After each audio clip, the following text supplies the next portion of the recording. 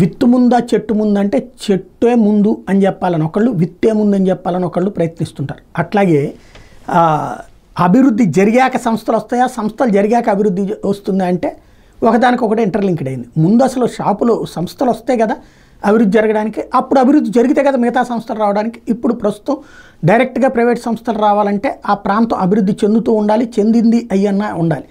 ఇప్పుడు ఈ విషయంలో చంద్రబాబు గారు అసలు విషయం గ్రహించి సీరియస్గా దృష్టి సారించారు. ముందు కేంద్ర సంస్థలను తీసుకొస్తున్నారు. తాజాగా అమరావతిలో ఫోరెన్సిక్ ల్యాబ్ నిర్మాణం అన్నటువంటిది సీరియస్గా జరుగుతోంది. ఏదైతే పెండింగ్లో ఉన్నటువంటి భవనాలన్నిటి నిర్మాణం పూర్తి చేయమని చెప్పి ఆదేశిస్తే అందులో భాగంగా ఈ కంప చెట్లను ఇవన్నీ తొలగించే కార్యక్రమం పక్కన జరుగుతుంటే 2014-19 మధ్య టీడీపీ ప్రభుత్వంలో అమరావతిలో ఫోరెన్సిక్ విభాగం తన కార్యాలయ నిర్మాణానికి శ్రీకారం చుట్టి అప్పట్లో పైకప్పు దాకా నిర్మాణం పూర్తయింది. 2019లో జగన్ ప్రభుత్వం వచ్చి 3 రాజధానులు అనేటప్పటికి అది పక్కకి ఆగిపోయింది. ఇప్పుడు మళ్ళీ అక్కడే రాజధాని అని కన్ఫామ్ అయినటువంటి నేపథ్యంలో దాన్ని కన్స్ట్రక్షన్ పూర్తి చేస్తున్నారు. అమరావతికి వచ్చినటువంటి ప్రతిష్టాత్మక కేంద్ర సంస్థల్లో ఎయిమ్స్తో పాటు ఎన్ఐడి కూడా ఒకటి, కేంద్ర సౌజన్యంతో నడిచేటువంటి నేషనల్ ఇన్స్టిట్యూట్ ఆఫ్ డిజైన్ నిర్మాణం 2019కి ముందు మొదలైంది. అది వైసీపీ ప్రభుత్వం వచ్చాక ఆగిపోయింది. అది కూడా తొందరగా పూర్తి చేసే ప్రక్రియ చేస్తున్నారు.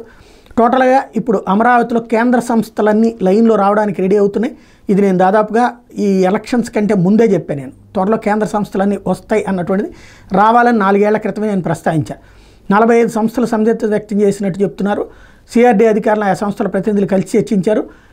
Postal department, Indian navy, Indian army, Bharat scouts and guides, bureau of Indian standards, CBI, central public works department, CAG, RBI, MID, NABARD, SBI, UBI, food corporation of India, LIC, IOCL, HPCL, BPCL, GAIL లాంటి సంస్థలకి గతంలో భూములు కేటాయించారు. వాళ్ళందరినీ వచ్చి తొందరగా నడపమని చెప్పినే ఇప్పుడు అమిత్ షా దగ్గరికి వెళ్ళినప్పుడైనా లేకపోతే మిగతా కేంద్ర సంస్థల దగ్గరికి వెళ్ళి చంద్రబాబు గారు అడుగుతోంది.